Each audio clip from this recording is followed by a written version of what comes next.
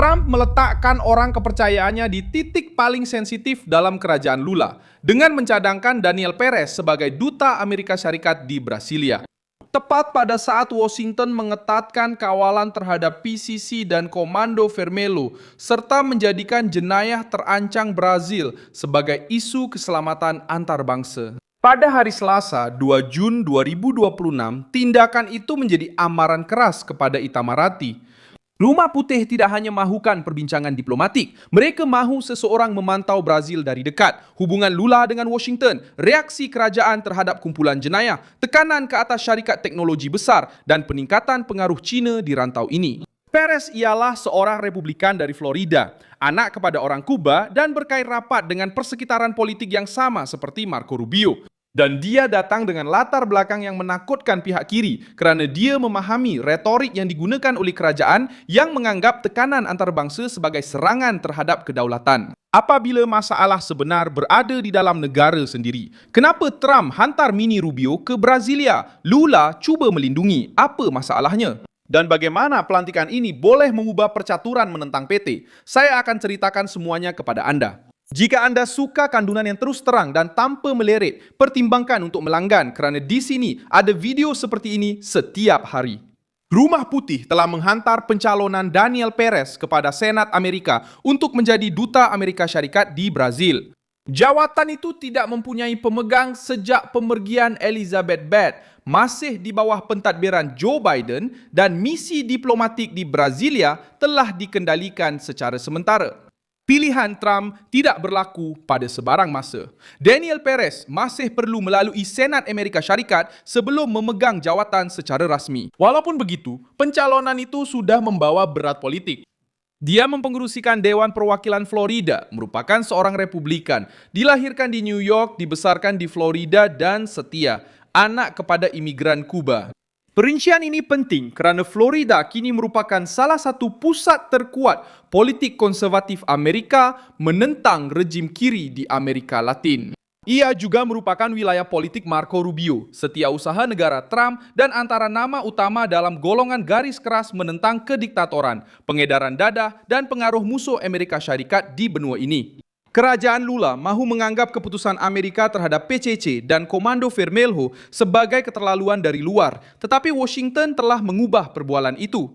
Masalah itu telah keluar dari laci keselamatan awam Brazil dan memasuki bidang keselamatan hemisfera.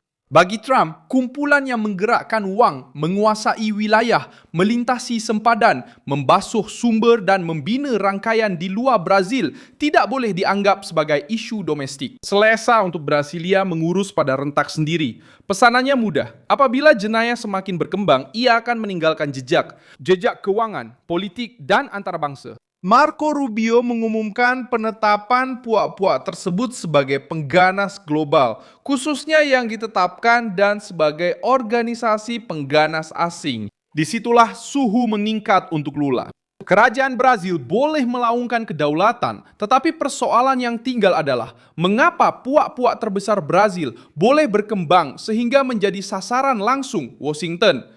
Rakyat biasa tidak peduli dengan ucapan diplomatik yang indah, sedangkan mereka melihat puak menguasai bandar, mendominasi komuniti, mempengaruhi penjara, membasuh wang dan menimbulkan ketakutan sebenar dalam kehidupan seharian.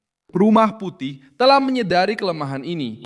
Donald Trump tidak perlu mencipta krisis terhadap Lula. Dia hanya menyorot krisis yang telah dibiarkan berkembang oleh Brazil sendiri. Pelantikan Daniel Perez memperluaskan kepungan ini kerana ia meletakkan seorang wakil politik yang sehaluan dengan kerajaan Donald Trump dan suasana Marco Rubio di Brasilia. Dia bukanlah nama yang neutral dari segi politik. Dia adalah seorang Republikan dari Florida, berasaskan konservatif, mempunyai perjalanan awam yang jelas dan pandangan tegas terhadap sosialisme Amerika Latin.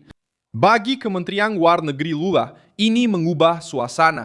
Duta besar dengan profil seperti ini cenderung memantau rapat reaksi Brazil terhadap tindakan terhadap kumpulan jenayah, tingkah laku kerajaan terhadap sekatan, dan usaha Brasilia untuk menolak perbincangan ke arah wacana kedaulatan. Pihak Planalto juga menghadapi satu lagi masalah. Naratif pihak kiri menjadi lebih sukar apabila tekanan datang bersama wang, latihan, dan struktur. Kerajaan Amerika Syarikat telah mewujudkan dana sebanyak 8 juta dolar, kira-kira 44.2 juta rial untuk membiayai siasatan terhadap organisasi pengganas di Amerika Latin dan Caribbean. Program ini menyediakan latihan untuk penyiasat, pendakwa raya dan hakim selain memberi tumpuan kepada pembongkaran rangkaian keuangan yang berkaitan dengan keganasan dan jenayah rentas negara. Jika Washington menawarkan struktur untuk memerangi rangkaian kewangan puak jenayah, Brazil perlu menjelaskan mengapa perkara itu dianggap buruk. Jika hujahnya adalah kedaulatan, jawapan dari pihak kanan adalah jelas. Kedaulatan tidak boleh dijadikan alasan untuk membiarkan kumpulan itu berkembang. Kedaulatan sebenar adalah ketegasan. Melindungi rakyat, memotong sumber kewangan jenayah, menangkap ketua-ketua, membongkar aktiviti pengubahan wang haram dan menghalang organisasi jenayah daripada bertindak sebagai kuasa selari.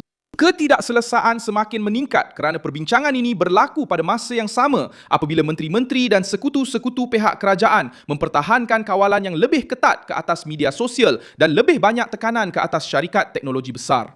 Mahkamah Agung Persekutuan baru-baru ini telah memutuskan parameter tanggungjawab baharu untuk platform digital.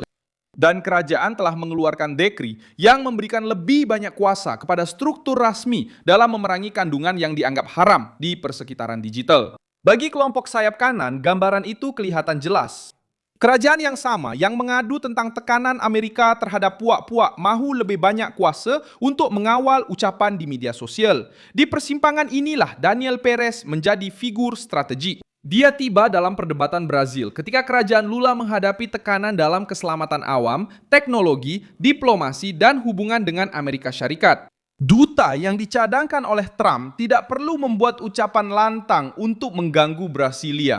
Cukup dengan memantau perkembangan, menerima laporan, berdialog dengan sektor politik, berbincang dengan syarikat Amerika, memerhati suasana perundangan dan melaporkan kepada Washington bagaimana kerajaan Brazil bertindak balas terhadap setiap pergerakan.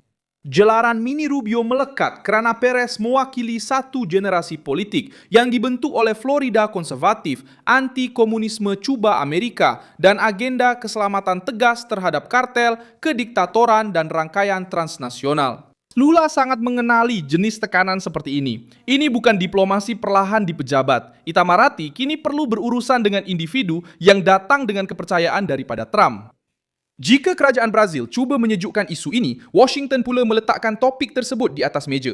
Jika cuba mengubah klasifikasi kumpulan itu menjadi serangan politik, Rumah Putih pula menuding kepada pengubahan wang haram, penyeludupan dan pengembangan serantau. Jika cuba menyalahkan pihak kanan Brazil, fakta sebenar tetap kukuh. PCC dan Komando Vermelho kini menjadi sasaran Amerika Syarikat kerana mereka telah berkembang terlalu pesat dan menjadi ancaman di luar sempadan Brazil.